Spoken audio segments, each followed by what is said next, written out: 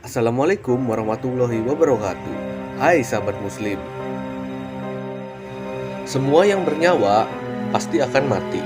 Entah itu yang sudah berusia lanjut, dewasa, remaja, anak-anak, bahkan bayi pun bisa mati kapan saja. Namun, tidak ada satu orang pun yang mengetahui kapan kematian akan datang. Pada akhirnya semua orang di seluruh dunia akan mengalami kematian. Tak seorang pun akan hidup kekal abadi. Peristiwa tersebut dinamakan sebagai kiamat. Sama seperti kematian, kiamat juga tidak akan ada yang bisa menebak atau memprediksi. Biar orang itu memiliki kecerdasan luar biasa, peristiwa terjadinya kiamat tidak akan pernah bisa diketahui kapan waktunya akan tiba. Maka, yang perlu kita persiapkan sebagai bekal menghadapinya adalah amal baik selama hidup yang akan menyelamatkan kita semua dari pedihnya hari kiamat. Sebelum datang, akan ada tanda-tanda yang mengawali peristiwa besar tersebut. Bagaimana perspektif kiamat dalam agama Islam dan apa saja tanda-tanda kiamat? Sebelum kita bahas lebih lanjut, sahabat bisa like, share, dan subscribe video ini agar channel ini makin berkembang.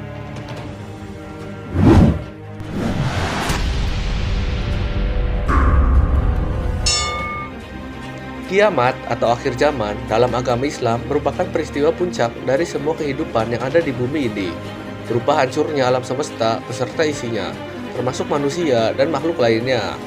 Tidak ada seorang makhluk pun yang bisa lolos dari kiamat.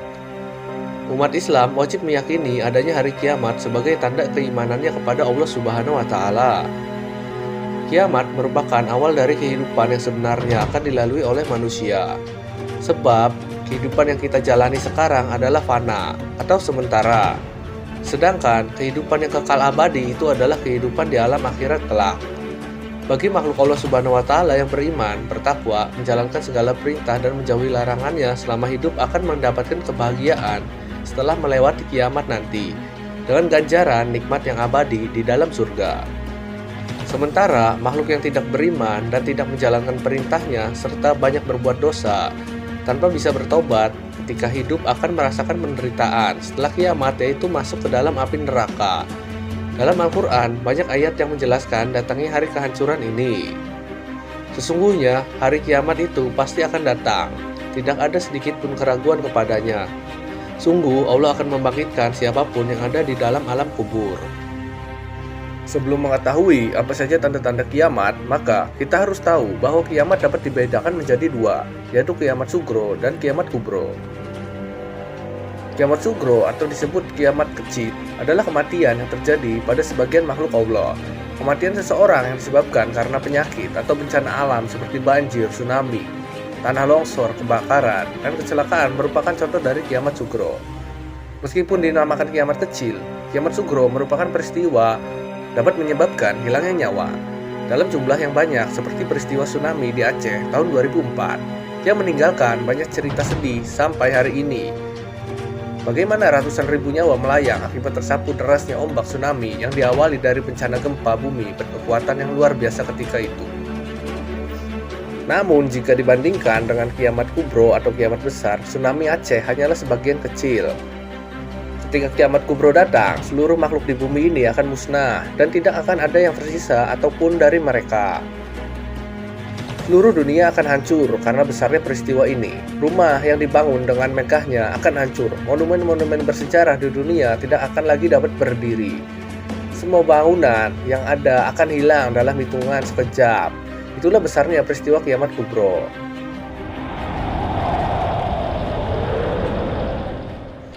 Tanda-tanda hari kiamat yang pertama ialah munculnya Dajjal. Datangnya Dajjal merupakan tanda-tanda kiamat yang sudah sangat dekat. Dajjal merupakan makhluk Allah yang memiliki ciri-ciri tubuh, yaitu berambut keriting dan hanya memiliki satu mata di sebelah kiri, dikarenakan mata kanannya buta. Pada bagian dahi tertulis kata kafir. Dajjal akan keluar di sebuah tempat yang bernama Khurasan, sesuai dengan hadis Nabi. Dajjal akan keluar dari muka bumi ini di bagian timur yang bernama Khurasan. Dengan kekuatannya, Dajjal mampu memerintahkan langit untuk menurunkan hujan, karena sebelumnya akan ada kemarau yang panjang. Disebabkan karena kemarau, semua tumbuhan dan hewan akan mengalami kesusahan. Namun, Dajjal mampu memerintahkan bumi untuk menyuburkan tanah. sehingga membuat tumbuhan dan membuat hewan ternak dapat berkembang dengan baik. Kemampuan luar biasa Dajjal yang lain yaitu ia mampu menghidupkan orang yang sudah mati. Dengan kemampuannya tersebut, banyak orang yang akan mengikutinya karena menganggap dirinya sebagai Tuhan. Siapapun yang mengikutinya, maka ia akan mendapatkan surga. Dan barang siapa yang menolak ajaran untuk menyembahnya, maka ia akan mendapatkan siksaan yang amat pedih, bahkan akan dibunuh jika menolaknya. Sesungguhnya apa yang dijanjikan oleh Dajjal yaitu surga merupakan neraka bagi Allah. Dan orang-orang berpendirian teguh dan hanya menyembah Allah sebagai Tuhan akan selamat dari neraka Allah. Dajjal akan berpuasa kurang lebih selama 40 hari di bumi. Yang kedua, kemunculan Imam Mahdi. Tanda-tanda kiamat yang kedua adalah munculnya Imam Mahdi. Namun, Imam Mahdi bukanlah nama, melainkan sebagai julukan yang diberikan untuk seseorang yang diutus oleh Allah. Dalam bahasa Arab berarti pemimpin, sedangkan Mahdi berarti orang yang mendapatkan petunjuk. Maka Imam Mahdi merupakan utusan Allah yang dijadikan pemimpin dan telah diberikan petunjuk. Ciri-ciri Imam Mahdi diantaranya yaitu dia merupakan salah satu keturunan Nabi Muhammad SAW, berkening lebar dan hidungnya mancung. Imam Mahdi datang untuk memerangi kekejaman Dajjal yang telah berkuasa sebelumnya. Kehadirannya akan menumpas segala bentuk perbuatan yang dilakukan Dajjal. Hal ini menunjukkan kebenaran kepada umat manusia bahwa ajaran yang diberikan oleh Dajjal merupakan ajaran yang sesat dan memerintahkan umat manusia untuk kembali ke jalan yang benar, meyakini Allah sebagai satu-satunya Tuhan. Yang ketiga, turunnya Nabi Isa alaihissalam. Imam Mahdi tidak akan sendiri dalam memerangi Dajjal.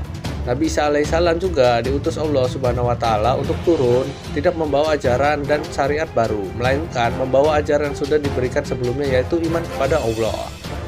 Turunnya Nabi Isa alaihissalam telah dijelaskan dalam Al-Quran. Allah berfirman, "Hai Isa, aku akan mewafatkan dan mengangkatmu kembali padaku, menyucikanmu dari orang-orang kafir, dan menjadikan orang-orang yang mengikutimu atas orang yang kafir sampai kiamat tiba. Kepadaku engkau kembali dan aku beri keputusan tentang apa yang diperselisihkan olehmu." Turunnya Nabi Isa sebagai tanda-tanda kiamat yaitu bersama Imam Mahdi untuk melawan Dajjal dan meruntuhkan kekuasaannya selama beberapa waktu di bumi ini. Yang keempat, munculnya Ya'juj dan Ma'juj. Tanda-tanda kiamat kubro selanjutnya yaitu keluarnya Ya'juj dan Ma'juj. Al-Quran menjelaskan bahwa yang dimaksud dengan Ya'juj dan Ma'juj yaitu kaum yang suka berbuat kerusakan di bumi. Ya'juj dan Ma'juj disebutkan terkurung dalam lembah yang diapit oleh dua gunung, Raja Zulkarnain yang mengurungnya. Dengan tembok besar yang mengelilingi, Ya'juj dan Ma'juj tidak bisa keluar darinya. Namun dalam Al-Quran surat An-Anbiya ayat 96 disebutkan bahwa nantinya tembok penghalang tersebut akan runtuh. Maka keluarlah Ya'juj dan Ma'juj untuk membuat kerusakan di bumi. Mereka akan meminum air yang ada di Danau Tiberias, tempat yang diyakini keluarnya Dajjal. Tidak ada satupun manusia yang mampu menghentikannya kecuali atas izin dari Allah Subhanahu wa Ta'ala. Pada akhirnya Ya'juj dan Ma'juj akan mati karena diserang oleh hewan sejenis ulat yang membuat badannya membusuk. Kemudian datang burung-burung yang mengangkat Ya'juj dan Ma'juj dari bumi, lalu turunlah hujan yang membersihkannya. Yang kelima, terbitnya matahari dari barat. Tanda-tanda kiamat yang tidak kalah mengejutkan bagi umat manusia lainnya yaitu terbitnya matahari dari tempat tenggelamnya. Terbitnya matahari dari barat telah disebutkan dalam hadis riwayat Muslim.